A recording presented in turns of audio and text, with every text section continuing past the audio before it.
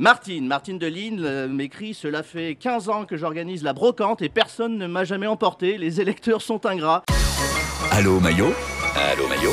Le vrai faux courrier des auditeurs. Salut Régis Exactement, Maillot. salut tout le monde. Deuxième jour au Congrès des maires et toujours autant d'excitation dans l'équipe de Ma France. Wendy a répondu à 23 inaugurations de salles polyvalentes, Je suis prête. 43 demandes de parrainage de fête de l'Andouille et 12 nominations de Reine des C'est pour Fleurs. Laurent, ça. Gros planning, hein. On est au taquet. Alors, beaucoup de courriers de maires de France, évidemment. Marc est maire d'une commune rurale dans l'Allier m'écrit: je n'en peux plus depuis 6 mois, je suis harcelé tous les jours au téléphone. Je comprends, ça c'est les gens qui appellent tous les jours pour changer d'opérateur d'énergie. Il fait: non, moi c'est pas pour le gaz, c'est les candidats à la présidentielle qui me téléphonent 3 fois par jour pour obtenir un parrainage. Stop. Les candidats, c'est comme les hotlines, hein, ils vous appellent uniquement quand ils ont besoin de vous. Autre courrier, j'ai une petite annonce: échange signature authentique contre promesse électorale non truquée. Ah oui, c'est vrai qu'il y a un marché noir de la signature à l'entrée du salon. Allez voir, c'est formidable. Martine de Lille m'écrit: cela fait 15 ans que j'organise la brocante et personne ne m'a jamais emporté. Les électeurs sont ingrats. Oh, c'est pas sympa. Elle est vintage pourtant, Martine. On l'adore et on la salue. Beaucoup de courriers de maires concernant le changement de couleur du drapeau tricolore français. Oui. Marianne m'écrit: alors, est-ce que passer du bleu clair au bleu marine, c'est un appel du pied au RN? Ça, j'en sais rien, moi, on va demander à l'intéressé.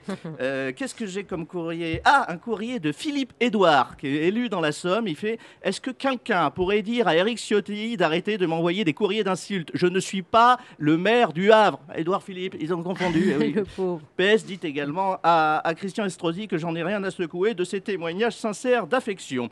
Le maire de Caen m'écrit: dit, mais quand reviendras-tu? Bah, je viens demain, je peux pas te dire quand je Un reviendrai. spectacle, c'est vrai ça pour le coup. hein. Exactement.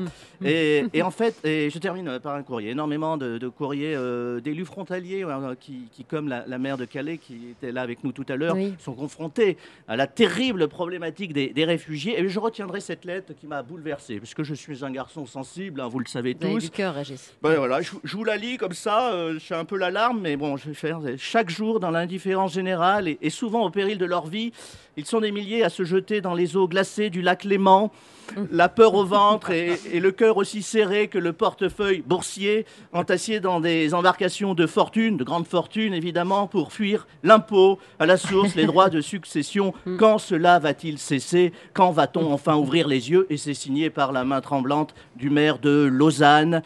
C'est vrai, la Suisse ne peut pas accueillir toute la richesse du monde. Il y a aussi le Luxembourg.